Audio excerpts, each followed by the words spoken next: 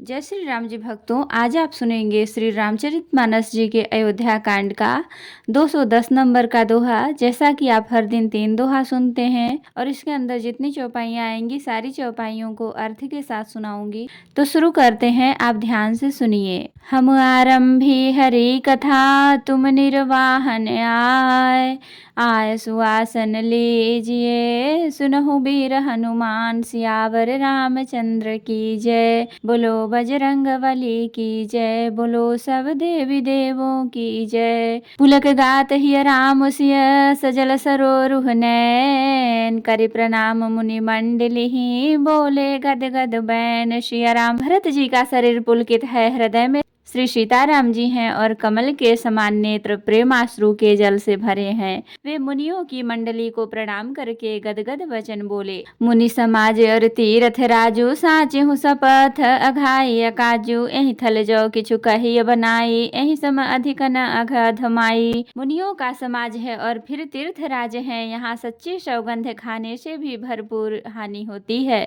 इस स्थान में यदि कुछ बनाकर कहा जाए तो इसके समान कोई बड़ा पाप और नीचता न होगी। तुम सर्वज्ञ कहाऊ सति भाऊ उर अंतर जामी रघुराऊ मोहिन मातु कर तब कर सोचू नहीं दुख जिय जगु जाने ही पोचू।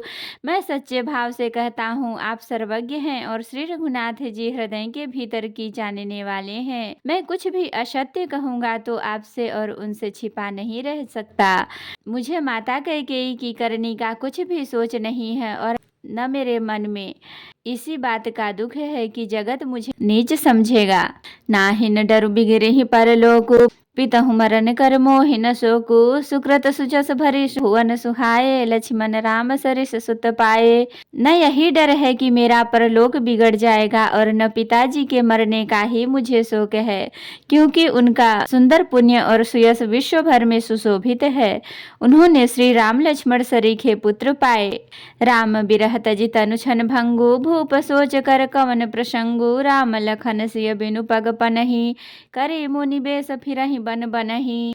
फिर जिन्होंने श्री रामचंद्र जी के विरह में अपने क्षण भंगुर शरीर को त्याग दिया, ऐसे राजा के लिए सोच करने का कौन प्रसंग है। सोच इसी बात का है कि श्री राम जी लक्ष्मण जी और सीता जी पैरों में बिना जूती के मुनियों का वेश बनाए वन वन में फिरते हैं। अजिन बसन फल असन मही शयन दास कुश पाति बसी तरु तर नित सहत हिम आतप बरसा बात। सिया राम। वे पल्लव वस्त्र पहनते हैं, फलों का भोजन करते हैं, पृथ्वी पर कुश और पत्ते बिछाकर सोते हैं और वृक्षों के नीचे निवास करके नित्य सर्दी गर्मी वर्षा और हवा सहते हैं। एहि दुख दाह दहै दिन छाती भूख न बासर नींद न राती। एहि को रोग कर औषध नाही सौध्यौ सकल विश्व जग माही। इसी दुखी की जलन से निरंतर मेरी छाती जलती रहती है। मुझे न दिन में भूख लगती है न रात को नींद आती है। मैंने मन ही मन समस्त विश्व को खोज डाला पर इस रोग की औषधि कहीं नहीं है। मात कुमत बढ़ई अघमूला तही हमार हित कीन्ह बशूला। काली कुठाट कर कीन्ह कुजंत्रु गाढ़ी अवधि पढ़ी कठिन कुमंत्रु। माता का कुमत बुरा विचार पापों का मूल बढ़ई है, उसमें हमारे हित का वसूला बनाया, उससे कलह रूपी कुठाट का कुयंत्र बनाया और 14 वर्ष की अवधि रूपी कठिन कुमंत्र पढ़कर उस यंत्र को गाड़ दिया।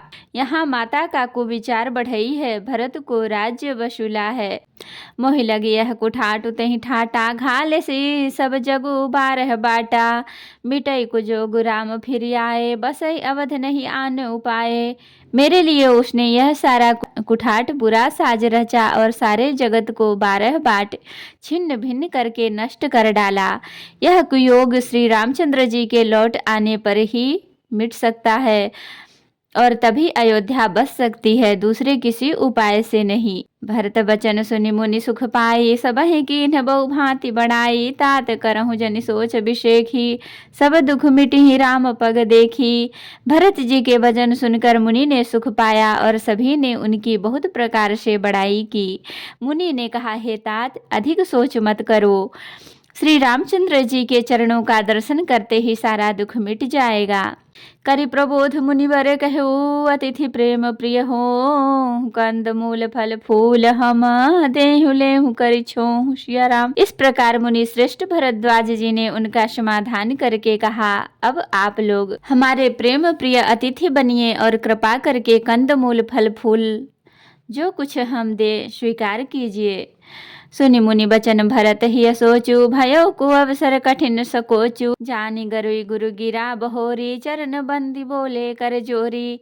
मुनि के वचन सुनकर भरत जी के हृदय में सोच हुआ कि यह मौके बड़ा बेढव संकोच आ पड़ा। फिर गुरुजनों की वाणी को महत्वपूर्ण आदरणीय समझकर चरणों की वंदना करके हाथ जोड़कर बोले, सिर धरियास करिय तुम्हारा, परम धर्म यह नाथ हमारा। भरत बचन मुनिवर मन भाए, सुचि सेवक शिख निकट बुलाए। हे नाथ, आपकी आज्ञा को सिर चढ़ाकर उसका पालन करना यह हमारा परम धर्म है। भरत जी के ये वचन मुनि श्रेष्ठ के मन को अच्छे लगे। उन्होंने विश्वास पात्र सेवकों को और शिष्यों को पास बुलाया। चाहिए कीन्ह भरत पहुनाई, कंद मूल फल आन हो जाई। भले ही नाथ कही तिन्ह सिर नाये, प्रमुदित निज निज काज सिधाए। और कहा, भरत की पहुनाई करनी चाहिए, जाकर कंद मूल फल और लाओ। उन्होंने हे नाथ बहुत अच्छा कहकर सिर नवाया और तब वे बड़े आनंदित होकर अपने अपने काम को चल दिए।